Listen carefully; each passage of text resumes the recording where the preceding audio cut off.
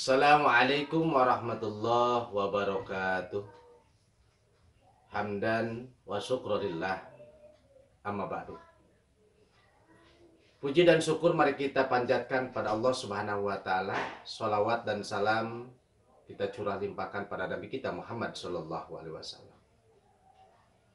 Saya selaku pimpinan Pondok Pesantren As-Salafiyatul Huda Mekar Asih yang beralamat di Kampung Babakan Sawah, Desa Mekar Asih, Kecamatan Simpenan, dan selaku Ketua MUI Desa Mekar Asih, yaitu Kiai Abdul Hamid, menyatakan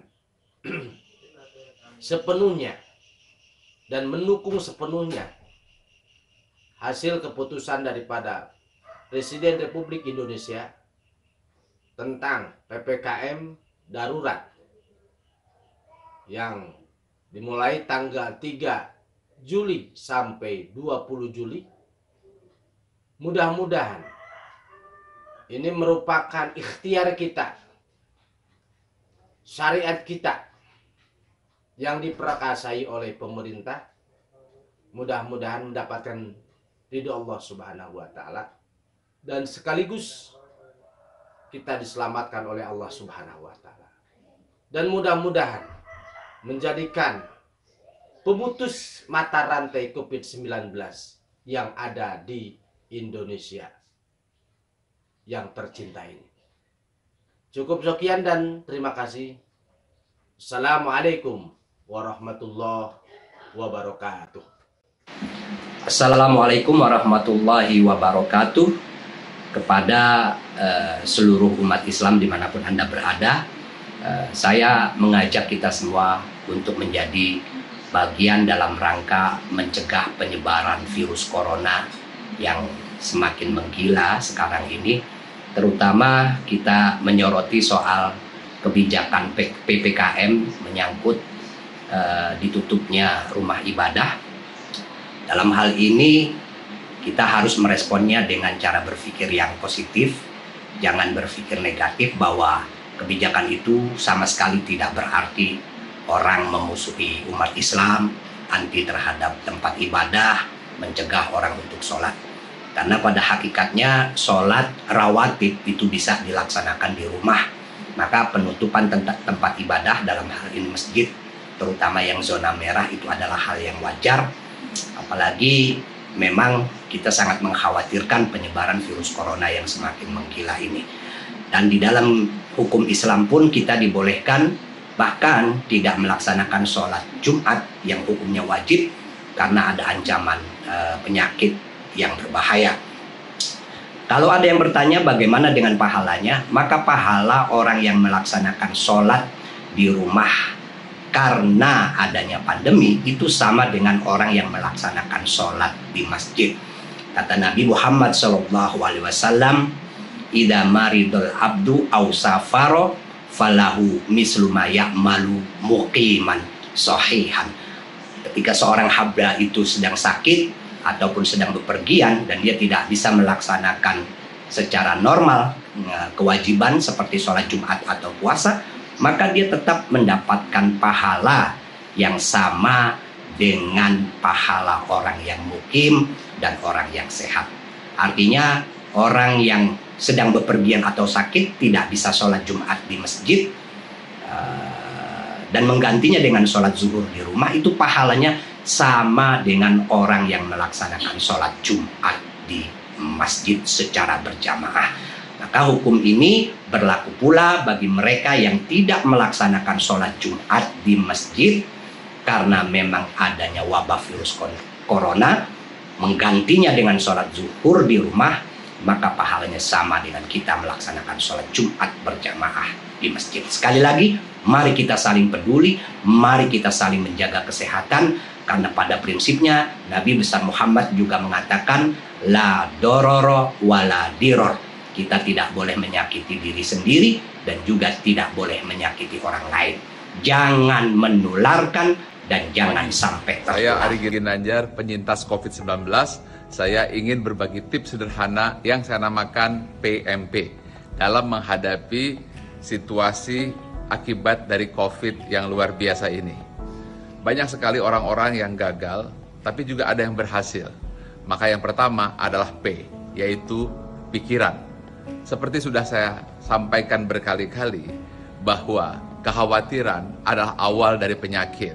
Ketenangan adalah separuh dari obat, dan kesabaran dari awal kesembuhan. Karena itu, kuasai pikiran dan fokus kepada harapan, bukan fokus kepada khawatiran. Karena apa yang kita fokuskan, itu yang akan berkembang. Yang kedua adalah makanan. Makanan adalah energi, karena ia adalah nutrisi yang bisa menggerakkan organ tubuh kita. Bayangkan, ketika pikiran negatif, lalu dia tidak makan ketika terserang COVID, maka ia tidak mampu bergerak, memanfaatkan kekuatan tubuhnya, khususnya organ-organ dirinya, supaya ia bisa survive. Nah, karena itu makanan itu adalah kunci yang harus kita jaga. Apapun yang terjadi tetap makan. Saya tahu ketika demam tentu kita tidak mau makan, itu saya alami. Kemudian mulut pun tidak bisa merasa, hidung juga tidak bisa mencium. Nah, pada saat itu mungkin kita malas makan. Ini yang berbahaya. Karena itu kita harus mau makan. Kita harus mau memberikan nutrisi agar kita punya energi, sehingga nanti akhirnya menggerakkan organ-organ pada tubuh kita. Kita bisa membayangkan kan, kalau seandainya pikirannya negatif lalu tidak ada energi, ini yang membuat mereka jadi drop. Nah, yang ketiga yang penting adalah P, pernapasan. Ketika kita terkena COVID, kita akan tersengal-sengal. Mengapa? Karena paru-paru kita terjadi inflamasi atau peradangan. Dan ketika di ronsen itu yang putih-putih itu. Dan kemudian ada lendirnya. Akibatnya dia seperti lem yang membuat paru-paru kita tidak mau bergerak. Dan kalau bergerak mungkin hanya sedikit saja sehingga susah untuk menarik oksigen. Nah, karena itu kuncinya adalah Anda harus melakukan PRON, yaitu Anda tengkurap, dan ketika tidur tengkurap maka Anda menggunakan bantal di sini, dan pada saat itu akan memudahkan untuk mengalirkan oksigen yang membuat Anda bisa bernapas kembali. Silahkan Anda cari di YouTube apa yang disebut PRON itu. Nah, di situ dijelaskan. Nah, apabila kita sudah mampu menguasai 3 hal, yaitu pertama pikiran, yang kedua makanan, yang ketiga pernapasan, insya Allah kita bisa survive. Karena masalah yang saya lihat, orang-orang yang gagal itu karena pikirannya negatif, kemudian dia khawatir, lalu tidak mau makan, dan kemudian akhirnya tidak bisa warga masyarakat Kecamatan Kelapa Nunggal, Kabupaten Sukabumi mengacu kepada pemerintah pusat untuk pemberlakuan PPKM darurat. Karena lonjakan COVID-19 tak terbendung. Untuk itu, membuat pemerintah mengambil tindakan tegas dari tanggal 3 sampai dengan 20 Juli 2021 untuk Jawa dan juga Bali, khususnya Kabupaten Sukabumi, Kecamatan Kelapa Nunggal, mengikuti pengaturan aktivitas esensial, di mana 100% non-esensial dan 50 WTH sektor esensial. Kegiatan belajar mengajar dilakukan daring atau online. Di mal, pusat perbelanjaan dan perdagangan ditutup. Restoran hanya boleh delivery. Rumah makan tidak boleh makan di tempat. Hanya bisa dibawa pulang dan tutup pukul 20 waktu Indonesia Barat. Toko kelontong, Alfamart dan Indomaret buka sampai pukul 20 waktu Indonesia Barat. Pelaksanaan 5M tetap dilaksanakan. Memakai masker, mencuci tangan, sabun, menjaga jarak, mengurangi mobilitas, mencegah kerumunan. Kegiatan konstruksi 100% beroperasi dengan protokol kesehatan ketat. Tempat ibadah, sarana rekreasi, wisata, kesenian, dan olahraga ditutup sementara. Sedangkan transportasi umum maksimal 70% beroperasi. Resepsi pernikahan dihadiri hanya 30 orang dengan protokol kesehatan ketat. Pelaku perjalanan jauh harus memperlihatkan hasil PCR, sertifikat vaksin, dan PPKM tingkat RT dan RW zona merah tetap dilakukan. Satgas Covid Kecamatan Kelapa Nunggal, kesehatan pulih, ekonomi bangkit. Umur emang bener di tangan Tuhan, tapi semua kembali pada ikhtiar kita. Dikasih tahu susah banget sih lu pada. Disuruh ikuti protokol kesehatan, pakai masker, cuci tangan, jaga jarak, jangan berkerumun, jangan ngumpul-ngumpul, virus lagi merajalela. Ikutin aja itu. Semua orang juga tahu umur di tangan Allah. Tapi Allah gimana ikhtiar kita? Kalau udah tahu ada virus, lu nggak ikhtiar, lu sok, lu belagu, pakai nantang umur tangan Allah. Jangan salahin Allah kalau lu kena. Berarti diri kita yang ceroboh, ya. Ilah. Ikutin protokol kesehatan. Ingat protokol kesehatan. Pakai masker, cuci tangan, jaga jarak, jangan berkerumun. Itu aja, biar kita selamat semuanya. Bikin emosi dah. Emosi pada. Apa kabar bulan Juli? Semoga selalu di hati. PPKM darurat mulai lagi dari tanggal 3 sampai 20 Juli.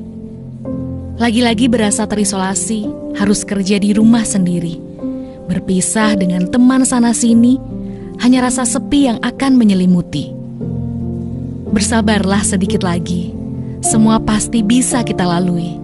Yakin dan percaya corona bisa teratasi, dan kita akan kembali seperti dulu lagi. Mungkin ini juga saatnya kita saling introspeksi, karena pada hakikatnya manusia tidak bisa hidup sendiri. Tuhan mengajarkan kita untuk saling mengasihi, meskipun jauh di mata namun dekat di hati. Ayo, saling memberi semangat dan doa setulus hati untuk Indonesia yang lebih baik lagi.